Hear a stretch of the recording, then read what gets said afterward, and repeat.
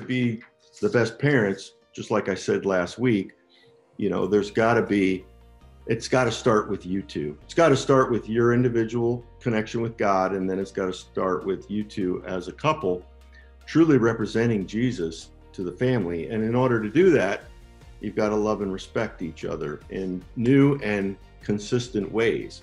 So, the guys that have been around me, especially my kids, and been through the Growing Kids God's Way, have heard my stories on and on again. But, Molly and I really struggled with love and respect. I wasn't very respectful for a lot of years, and she wasn't very loving. I mean, we just kind of coexisted for the first 10 years of our marriage because we were busy just like everybody else. We were trying to get things done. At the time, we weren't even Christians. And then life changed when she became a Christian, and then finally I became a Christian. And it still took us another 10 years to try to figure out what this whole love and respect thing was. And at the end of the day, sadly, but awesome for her, it took her submitting to me for a season where she didn't get anything back because I didn't know how to lead, and I didn't know how to accept her submission because it was so new and different. So she probably did it for 3 or 4 years before I finally reacted. And then finally I got it, and learned how to lead at home and lead our family spiritually. And that's why I'm here today, is because she submitted so fervently for so long that it forced me into a role of leadership. And it wasn't sexist, or it wasn't out of order. It's actually right in order with what the Bible says. And if husbands, which we'll talk about tonight, if the husband really loves his wife like Jesus loves the church, she's going to want to respect him. She's going to want to let him lead. It's when that is out of order, which is really the first thing. Oftentimes, husbands love to go right to respect me. But really where it starts is the husband has to love his wife like Jesus loves the church, which is way more of a struggle than a wife submitting. But the wife will submit, again, that's what the Bible says, if the husband is doing the love thing. So, yeah. Comments? Well, I was just going to say that for me, when I was married before, or just in my past, I made a lot of money, I had a career, yada, yada. And so I thought that to love someone was just to say to the guy, hey, how are you doing? Massage the back. And, to me, that was love, and I'm loving this guy. But then I would tell him, hey, this is the way it's got to be done because it's my money and this is, or whatever, I would just and the guy would be completely demeaned, and I wouldn't understand why my back rub didn't change anything in our relationship when I was talking to him without respecting him. And so, so I didn't learn, it took 10 years for God to strip all of that way of thinking off of me and change. So it's a real humbling thing. But when I ended up meeting John, he had already learned from Molly in his relationship. And so it was easier for me to fall right under in that. Whereas before, it would have been awful because I would have completely dominated, and it would have been terrible. So it's really important. Men definitely want to be respected. And women, I think we generally try to control, and that is not respecting them. So it's really hard to find that way, but it's very important. So just stay aware, would be my suggestion of all the times. And I think it's real important that both people speak up, that the man says, hey, I'm feeling that you're, rising up over me right now, and I'm not appreciating that at all. And the woman to say, I feel like you're not loving me in this, so it's important to speak those out. Otherwise, it's just going to keep on happening. Yeah, for me, I'll tell you how amazingly drastic it was when, I'm big on personality tests, and I've taken just about every personality test that's out there. But one of them, and I can't remember what it is, but it basically profiles you as an animal, a golden retriever, a lion, an otter, and they're all got their traits. And obviously the lion is like the leader, and the golden retriever is the pliable, happy, just pet me and I'll love you kind of thing. And the otter, I think, is the one that wants to party all the time. I don't know, but I was a golden retriever. Every time I took those studies, I was a golden retriever, and I was pliable, and I kept my head down, kept my mouth shut, and I just wanted everybody to like me. And after Molly and I went through this transition, and again, over years of the transition, I retook the test, and I was actually a lion. So basically, I was a lion, basically faking it as a golden retriever, filled with rage, quite honestly, because I was busting to be a leader, but I was basically never allowed to lead. And partially, I didn't want to lead because I didn't know how to lead. So anyway, this isn't about leadership, but it is about covering and love and submission. So I just want to really make it clear that this is usually a real awkward subject to make sure you land on. But the reason we got to talk about it in a marriage class is because without it, your kids have absolutely no understanding of godly structure. If you guys fight over who's going to make a decision, even a simple decision like, where do we want to go tonight? Where do we want to go to dinner? I don't know. It just seems everything gets gray, and then the kids take over. They own it. Then they'll start telling you what's going to go on. So anyway, I wanted to read Ephesians 5:21 through 33. It says, submit to one another out of reverence for Christ. Wives, submit yourselves to your own husbands as you do to the Lord. For the husbands is the head of the wife, and Christ is the head of the church, his body, of which he is the Savior. Now, as the church submits to Christ, also wives should submit to their husbands in everything. Now, husbands need to listen. Husbands, love your wives just as Christ loved the church and gave himself up for her, to make her holy, cleansing her by the washing with water through the word, and to present her to himself as a radiant church without stain or wrinkle or any other blemish, but holy and blameless. In this same way, husbands ought to love their wives as their own bodies. He who loves his wife loves himself. After all, no one ever hated their own body, but they feed and care for their body, just as Christ does the church. For we are members of his body. For this reason, a man will leave his father and mother and be united to his wife, and the two will become one flesh.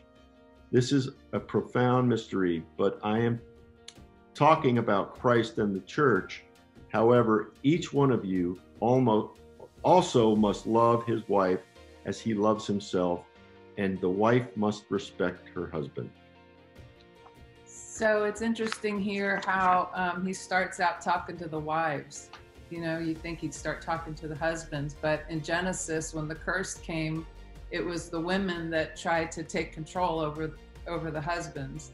So that's why I believe he's letting us know, no, that's not the way we're supposed to do it. We're supposed to submit ourselves to our own husbands as unto the Lord. And again, when you think about that, if God tells us to,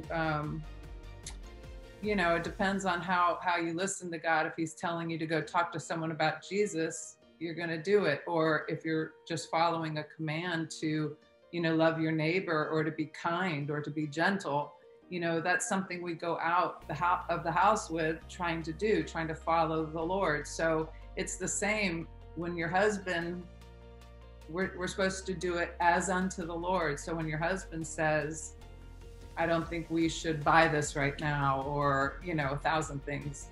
You know, we can discuss it, but at the end of the day, we're submitting. And as for a wife that's not in agreement with the husband, you might not think so.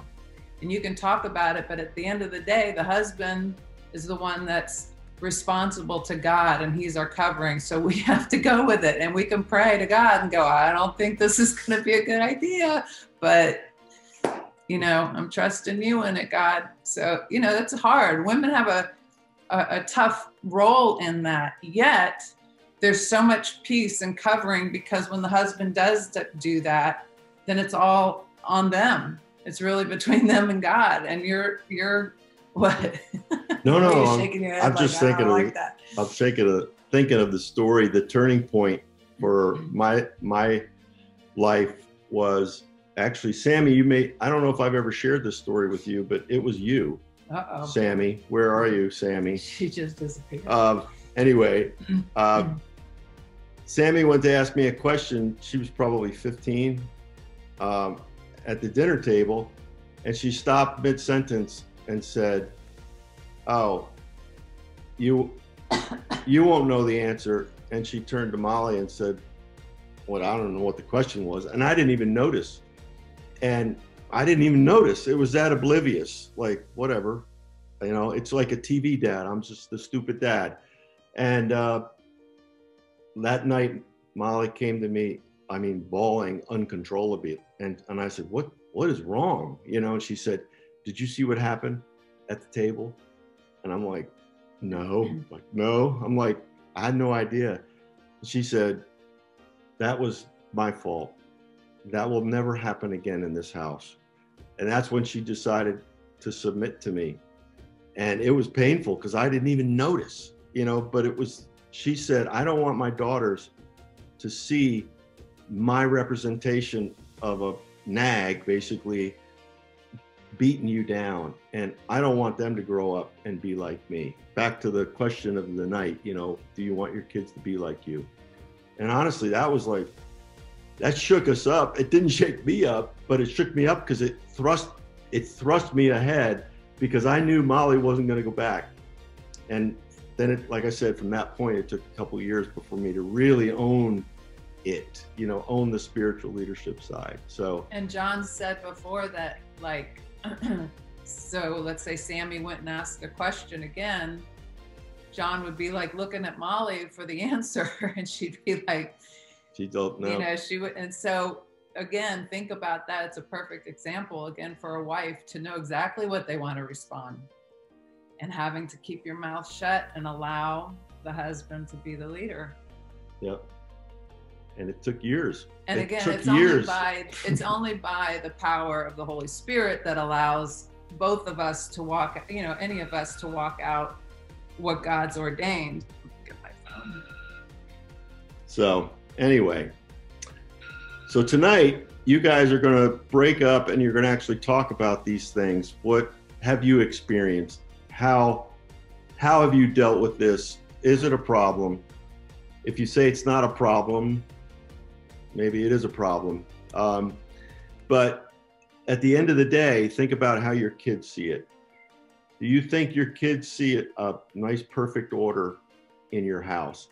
And even the submission, even if you have to fake it in front of your kids and then talk about it heatedly behind closed doors for a season, that's fine too. Because it'll, if you start talking about it, it will end up leading you in the right direction. So before we do that though, I want to pray for you guys, because this is, like I said, sometimes it's a little touchy. And I want you to be open and vulnerable with each other and just talk about how good is the husband at loving the wife the way the wife needs to be loved, and what can they do better?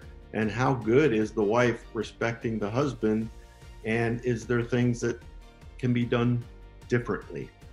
Let's say not better. So often when I first talk to a couple about it, they go into denial. But that's not a problem for us. Even men get mad at me like, no, that's not a problem at all for me. And inevitably, after they start praying about it and thinking about it and looking at it from how is it affecting our kids? Eventually they come back to me and go, okay, it's definitely, there's some disorder and we want to clean it up. You know, there's not necessarily, for you guys, there's not just a black and white, you know, this is the way it's got to be. You know, you can find, as long as you're both truly content, and that's the question, like, are you content with how you deal with things and how that order looks for your home? You know, there is no script. But what I found is I didn't know what contentment was because I never was allowed to think. You know, I just didn't think for myself for years, but I was okay with that until I realized I wasn't leading my family at all, or myself. Even my own relationship with God was way out of whack because of the way I saw myself. I saw myself as less than. I wasn't worthy enough to be that leader. And that was a lie of the enemy. It had nothing to do with Molly. It was all about how I saw myself, but I didn't really like myself. And that's why I didn't think I was good enough to be a good leader. So at the end of the day, it usually is. Even you, Dana, you know, there's control. If you're controlling, there might be a reason from your past that you're controlling. You know, I mean, it's not always the couple dynamic that brings that out in us. You could be a father or brother. There, you know, there's something that might have happened that, you know, we become fearful and we try to. Definitely, I have lived through that, and God has been setting me free. I mean, and it's a process. Yeah, Molly's mom was an alcoholic, or still is an alcoholic, you know, and so at seven years old, she took over the house. So she controlled everything from the time she was 7. So when we got married, it was just natural for her to control everything, and until she literally had a breakdown and had panic attacks. That's when she turned to the Lord, and that was her salvation story, because she basically drove herself crazy trying to be in control. So anyway, we're here for you. Yeah. Thank you. Did we cover everybody? We didn't leave anybody out? Okay. Well, the homework is just what you just went through, is to go back and actually now just talk together and, you know, break it down. What does this mean to you? How do you apply this thinking to your family, even on a small scale? What does it look like? What are some things that, you know, you guys could have a more unified front, even if that's all it is a unified front for your children. And like Chris said, you know, start handling things in the back room when you have conflict, and let your kids not see that conflict. Again, even if it's faking it, that's fine. It's just, that will force conversation that's going to be healthy for your relationship. So that's really the homework. It's just redoing this and going through it and talking one-on-one, and, you know, just kind of be more aware of how you think this is looking to a non-looking young child.